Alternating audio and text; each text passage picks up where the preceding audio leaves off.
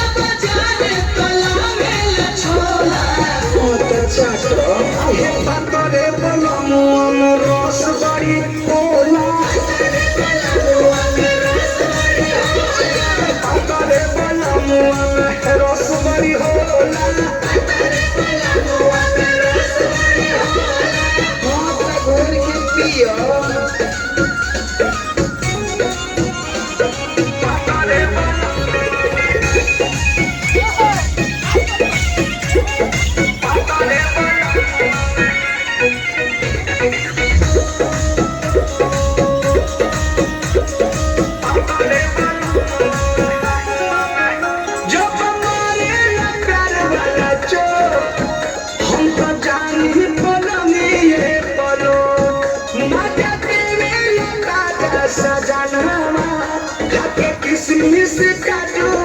खरो किसमिस काटू नहीं देखेला टाइम दिन कीड़ा हेलो करे शुरुआत करके मीठे मीठे बात कुल तरह दहिया पिया के कोको कोला मुंह में खियावेला बरफ के गोला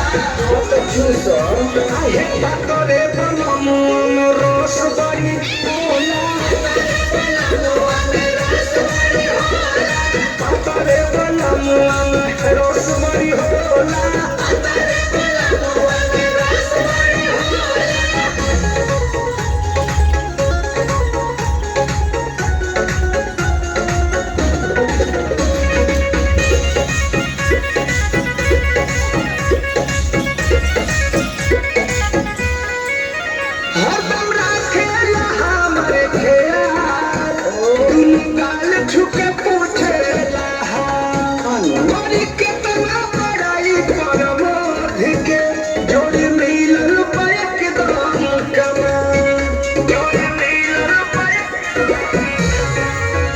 नहीं रखे उपास पूरा कर नया रहे दूरी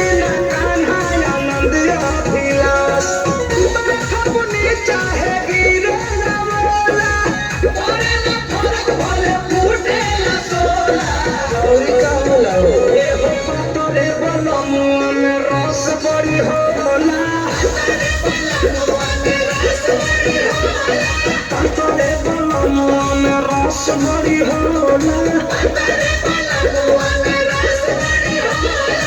अच्छा लगेला।